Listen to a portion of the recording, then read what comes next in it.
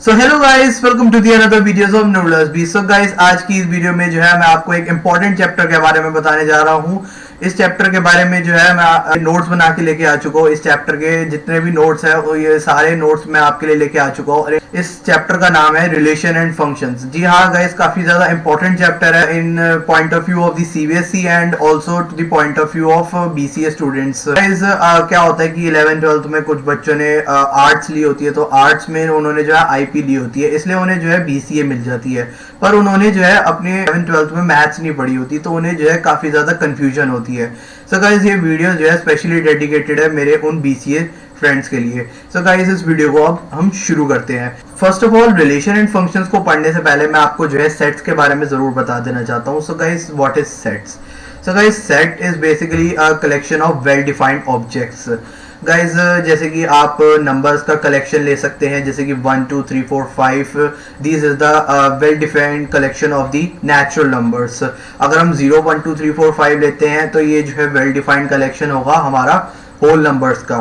So guys, मैं आपको जो है अब बता चुका हूँ कि सेट का मतलब होता है well defined collection of object. लीजिए, हमने एक सेट लिया नेचुरल नंबर्स का 1 2 3 4 5 6 7 8। सो गाइज, जो 1 2 3 एंड 4 है वो गाइज जो है उस सेट का एक पर्टिकुलर एलिमेंट है। जी हाँ गाइज, अगर हम कोई भी सेट लेते हैं तो उस सेट के जितने भी छोटे छोटे पार्ट्स हैं उन छोटे छोटे पार्ट्स को जो है हम एलिमेंट कहा जाता है उन्हें।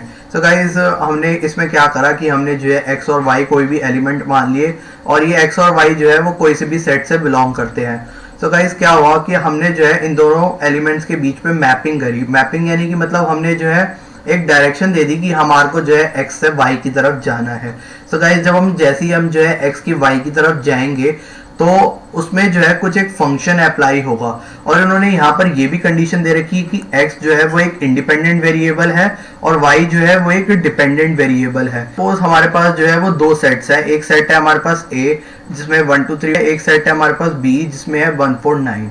सो गाइस, ये वाले सेट को जो है हम डोमेन कहते हैं और इस वाले सेट को जो है वो हम रेंज कहते हैं।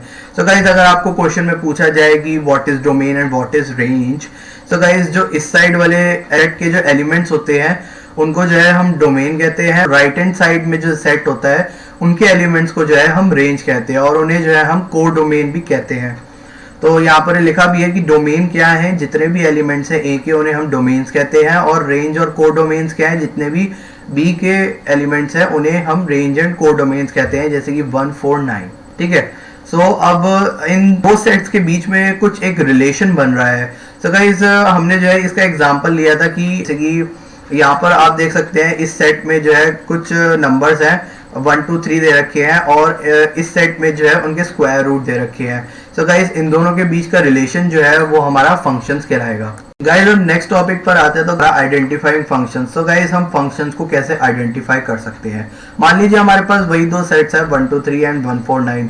सो गाइस, हमने क्या करा कि जो पहला सेट है हमारा, जो लेफ्ट हैंड साइड वाला सेट है, उस सेट में जो है हमने 3 की जगह एक और 4 नंबर ऐड कर दिया। तो गाइस, इस सेट के एलिमेंट्स को जो है हम प्री इमेज भी कहते हैं और इन्हें हम डोमेन भी कहते हैं, जो मैंने आपको बताया। तो गाइस, जो ये वाला सेट होता है, जो राइट हैंड साइड वाला सेट होता है, उनके एलिमेंट्स को जो है हम इमेजेस के नाम से जानते हैं। क्या करा कि यहाँ पर हमने एक और प्री इमेज ले ली, लेकिन यहाँ पर जो है उसकी एक इमेज नहीं ली, यानी कि 4 की हमने कोई एक इमेज नहीं ली दूसरे सेट में। सो गाइस, क्या होगा कि अगर हमने उस सेट में एक प्री इमेज ले ली, वाले सेट में हमने उसकी एक इमेज नहीं ली, तो वो जो है वो एक फंक्शन नहीं कहलाएगा।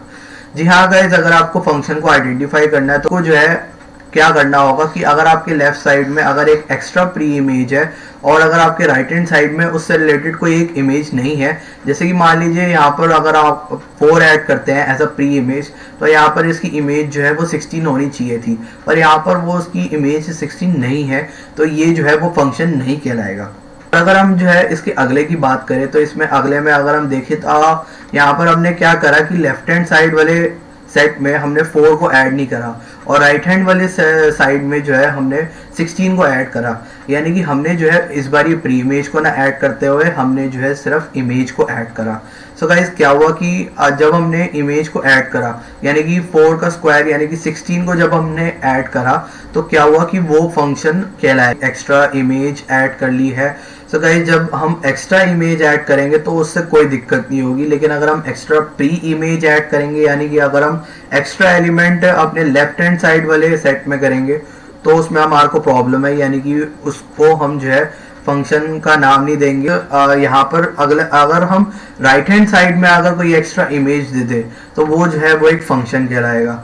सो गाइस हमारा नेक्स्ट टॉपिक आता है कार्टेशियन प्रोडक्ट्स। कार्टेशियन प्रोडक्ट का आप मतलब ही समझ सकते हैं, प्रोडक्ट यानी कि ये set A and set B है। तो गाइस अगर हम उन सेट प्रोडक्ट करते हैं तो वो जो है हमारा कार्टेशियन प्रोडक्ट कहलाता है। तो गाइस कैसे हमारे को प्रोडक्ट करना है कि हमारे पास मान लीजिए एक ए के पास कुछ एलिमेंट है स्मॉल ए एंड बी के पास कुछ एलिमेंट है स्मॉल बी।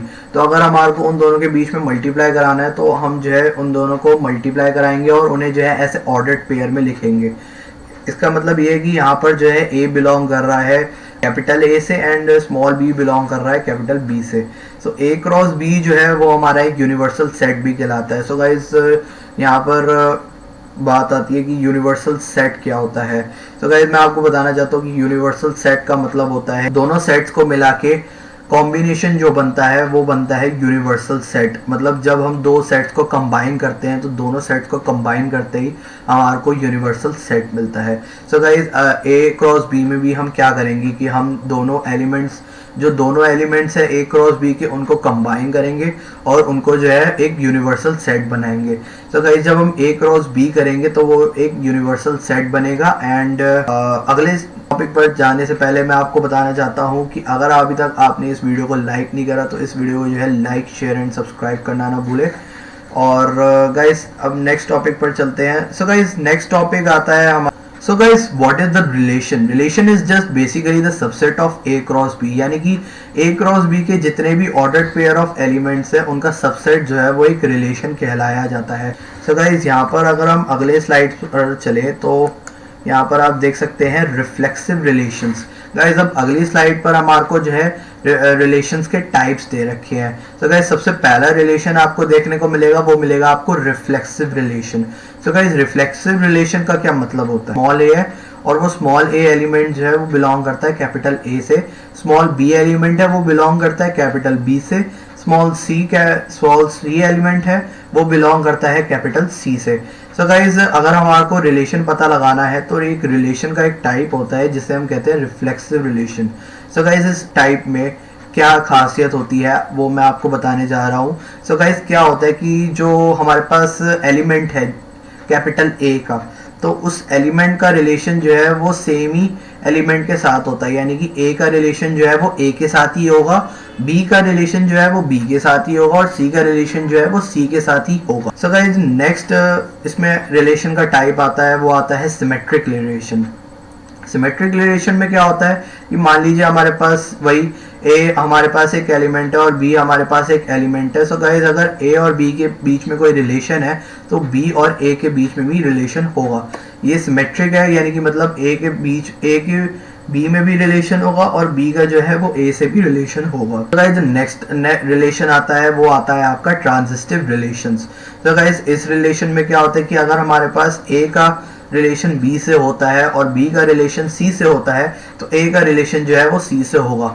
यानी कि आप यहाँ पर देख सकते हैं, अगर आपको ये रिलेशन समझ में नहीं आ रही हो तो मैं आपको जो है इसमें एक शॉर्ट ट्रिक बताना चाहता हूँ कि अगर मान लीजिए आपको क्वेश्चन में दे रखा हो कि ए का रिलेशन जो है वो है बी से और बी का रिलेशन जो है वो है सी से, तो आपको क्या करना है कि जो सबसे पहला एलिमेंट है और जो सबसे लास्ट एलिमेंट है उन दोनों एलिमेंट्स के बीच में जो है वो रिलेशन बना देना है। सो गाइस यहाँ पर हमारे पास सबसे पहला एलिमेंट जो है वो है ए और लास्ट एलिमेंट जो है वो है सी, तो इन दोनों के बीच में जो है हमारे को रिलेशन बना देना है। तो ट्रांजिस्टिव रिलेशन यही होता है कि अगर ए का रिलेशन है बी के साथ, बी का रिलेशन है सी के साथ, तो ए का रिलेशन जो है वो होगा सी के साथ। सो गाइस मैंने जो आपको ये ट्रिक बताई तो आप इस ट्रिक को भी ध्यान रखना। और इनका डेफिनेशन है तो इस डेफिनेशन को भी जो है वो ज़रूर से ध्यान रखना। तो अगर हमारे को ये तीनों टाइप की रिलेशन सेटिस्फाई करती हैं तो वो जो है एक इक्विवेलेंस रिलेशन कहलाते हैं। गाइस आपने एनसीईआरटी में अपने वर्ड सुना होगा इक्विवेलेंस रिलेशन। सो गाइस ये इक्विवेलेंस रिलेशन क्या होता है मैं आपको बताने जा रहा हूँ कि अगर हमारे तीनों रिलेशन सेटिस्फाई कर रहे हो, यानी कि तीनों रिलेशन जो है वो आपस में जो है मिल रहे हो, यानी कि कोई एक क्वेश्चन है, उस क्वेश्चन में जो है वो रिफ्लेक्सिव रिलेशन भी बन रहा हो उन दो सेट्स के बीच में, उन दो सेट्स के बीच में सिमेट्रिक रिलेशन भी हो रहा हो, उन दो सेट्स के बीच में ट्रांजिस्टिव रिलेशन भी हो रहा हो, तो अगर वो तीनों ही सेटिस्फाइड होते हैं उस क्वेश्चन में, तो वो तीनों रिलेशन जो है वो हमारे कहलाते हैं इक्विवेलेंस रिलेशन। सो गाइस जो नेक्स्ट रिलेशन आता है वो आता है हमारे पास universal relation. So guys universal relation का क्या मतलब है? सो गाइस मैं आपको बताना चाहता हूँ कि इस यूनिवर्सल रिलेशन में एक्चुअली हम क्या करते हैं कि हमारे पास मान लीजिए कोई सेट है ए, उसके एलिमेंट्स है हमारे पास 1 2 3। सो गाइस अगर हम किसी सेट के एलिमेंट्स को दोबारा से मल्टीप्लाई करें, यानी कि मतलब हम जो है एक बारी सेट ले ए और उसके बाद जो है उसको दोबारा से मल्टीप्लाई करें विद ए, तो हमारे को जो है एक यूनिवर्सल रिलेशन मिलता है।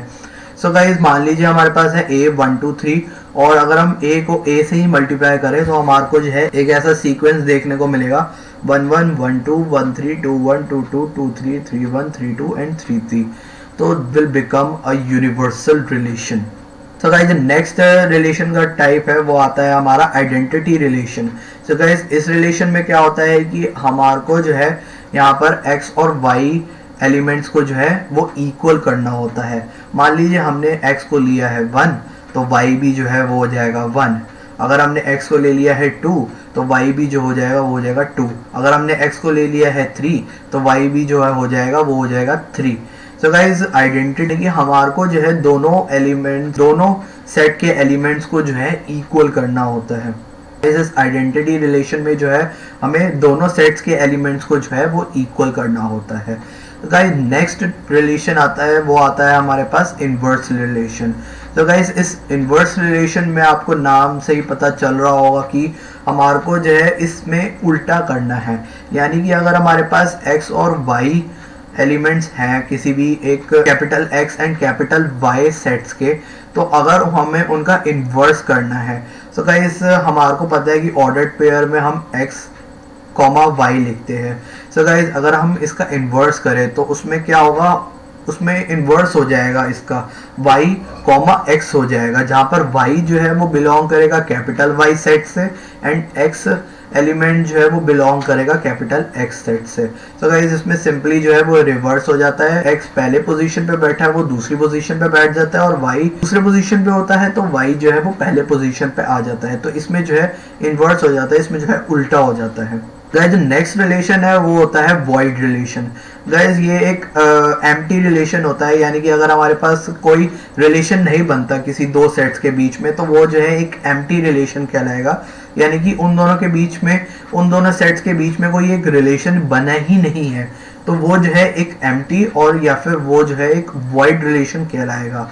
तो उस रिलेशन को जो है हम फाई से रिप्रेजेंट करेंगे, तो वो जो है फाई रिप्रेजेंट करेगा, यानी कि वो एक नल सेट कहलाएगा, यानी कि उन दो सेट्स के बीच में कोई भी रिलेशन नहीं। आई होप आपको ये वीडियो अच्छी लगी। इस वीडियो में जो है मैंने आपको full different types of the relations के बारे में बताया। मैंने जो है इसमें आपको फंक्शन के बारे में बताया कि फंक्शन क्या होता है।